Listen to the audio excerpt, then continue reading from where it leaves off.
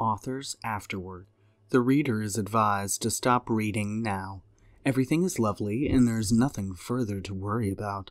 All Johannes Cabal's Christmases have come at once, and we're all very happy for him, I'm sure. Go back to your life. Fare you well. Alternatively, you may wish to read an epilogue. There are two. One is pleasant enough. Read that one. Jonathan Howard.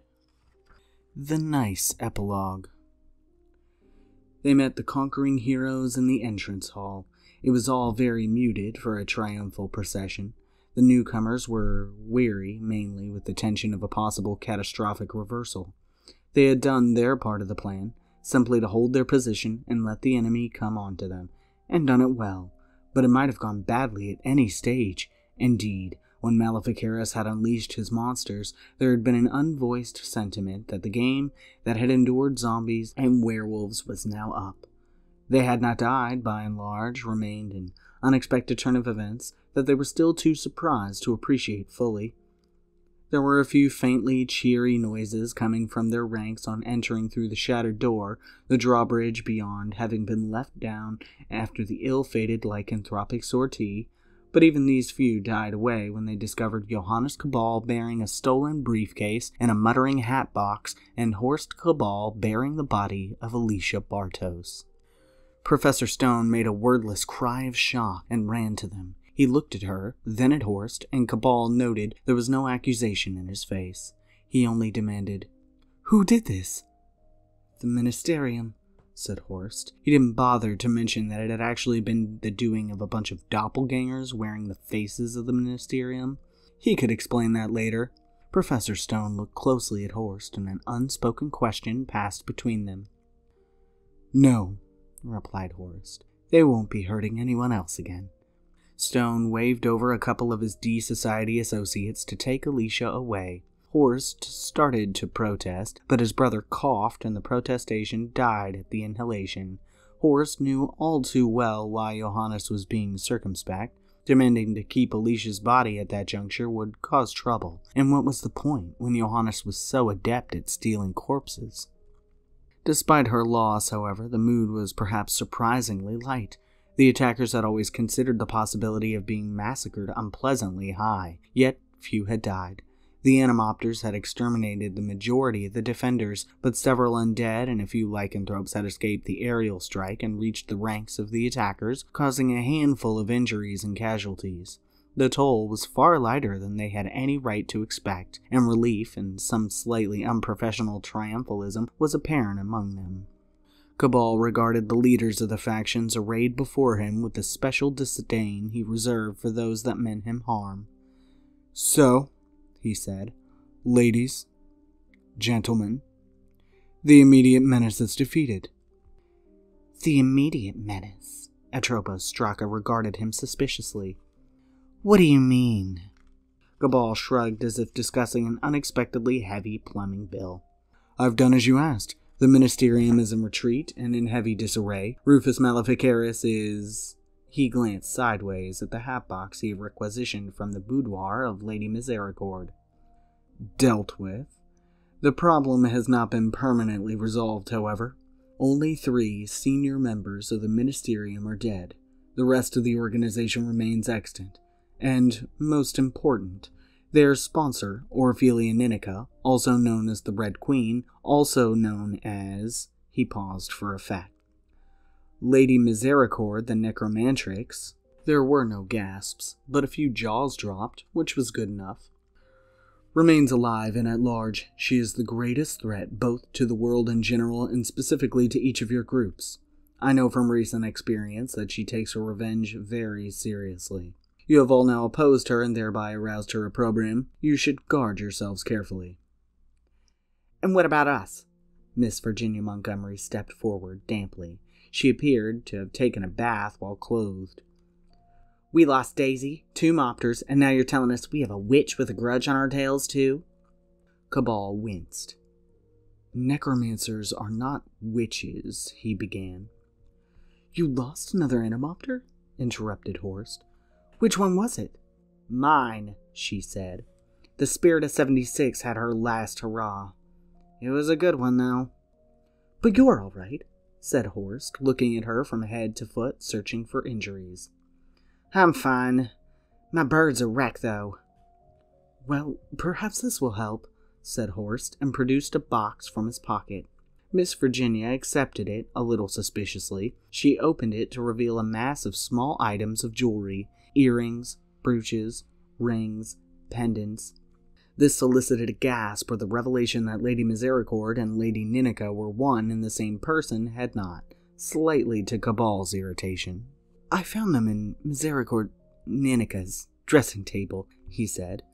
They may be costume jewelry for all I know. Lady Ninica, said Cabal pointedly, would sooner wear an inexpertly tattooed mandrel's arse on her person as costume jewelry. Those are real, I'm sure of it. Will that be enough to buy you a new Entomopter? Asked Horst. Oh yeah. Miss Virginia Montgomery closed the box and put it away. She smiled lopsidedly at Horst and nodded. Oh yeah. As for her revenge, you should remain alert, but I suspect she regards you as hirelings, and thereby beneath her attention, said Cabal. He considered his words. I trust you take no offense at being referred to as hirelings? If it keeps us out of that lunatic bitch's attention, we're entirely fine with it. Alors, said Henry Palomer, Yellow Inquisitor. Madame shows grace under pressure. Speaking of which, there will certainly be a counterattack to reclaim the castle, mes amis. We should scour the place for intelligence, and why not? Any valuables that can fund our further activities, and be quick about it. He is right, said Atropa Straka. We don't have long. She gave orders to her group, and without further consultation, they moved off into the body of the building. Concerned that the Sisters of Medea might get all the good stuff, the other societies quickly followed, leaving the brothers Cabal alone in the hall. Should we just steal Alicia's body now? Asked Horst. I'm a bit new to the whole body-snatching thing. No, said Cabal. I'll substitute a body in a winding sheet before dawn if you'll help. One of the shape-changers is about the right build. They can burn it with my blessing. He clapped Horst's arm reassuringly. Let them have their goodbyes. Staying on the right side of secret societies is hard work at the best of times without provoking them. Besides, the chemicals I took from Ninica's laboratory will keep Miss Bartos's body in a perfect state of preservation for a few weeks. I shall have plenty of time to prepare a longer-term solution without alienating our clandestine friends. Unconsciously, his hand drifted to the pocket in which he had secreted the book Presbyter Johannes. I have work to do, he said. He looked at Horst a little furtively. We have work to do. I can save them, Horst. I can save them both, and I think, he looked at the floor. I'm not sure. I don't want to raise hopes. Raise away, brother, said Horst. I could do with a new pastime. Is saving the world always as tiring? I once promised to try and reverse your condition. He tapped his pocket. This may be the key to that. Horst did not smile. Perhaps, he said slowly, I no longer wish to be just a man anymore. Perhaps I've grown used to my condition. Perhaps I even enjoy my condition. Now Cabal looked him in the eye. Have you? Have you? Said a small voice in Horst's mind. Horst laughed and answered them both. No, he clapped Cabal on the shoulder hard enough to make him stagger. Come on, Johannes, you said it yourself, we have work to do, and the sun's not going to stay down forever. So, gathering up the few items they had looted from the apartments of Lady Ninica and the muttering hatbox, the brothers Cabal left the confines of Harslaw's castle. There would be trials ahead, they knew. Danger, difficult decisions, horror, and despair awaited them, as they always had. But they had one another, the ingenuity and knowledge of Johannes, the personableness and supernatural powers of Horst, plus the purloined book that might be the key to all their hopes. Plus a muttering hatbox to add to Johannes Cabal's growing collection of talking boxes. Plus, Cabal inwardly admitted, he had swapped a very disappointing nemesis for one worthy of the title. One is often judged by the quality of one's enemies, after all. He was still troubled that Ninica had gone to such extents to drag him into play for no better reason than revenge, but was beginning to see that he might have misunderstood the method of that revenge. No matter how nice they were in life, vampires are rarely the most moral creatures in death. That was her revenge right there, to bring Cabal's own brother back into the world as a monster. That was why she had gone to the trouble of recruiting Horst rather than one of their homegrown vampires. Of course, Cabal berated himself for ever thinking it might be anything more complicated than that. She had misjudged Horst sorely, though, and that was all for the good. It might be necessary to deal with Ninika in the future, but he expected she would be too busy re-establishing her grip on power for the moment to cause him any trouble for at least a couple of years. With the secret societies now very aware of her, he doubted she would be given that time.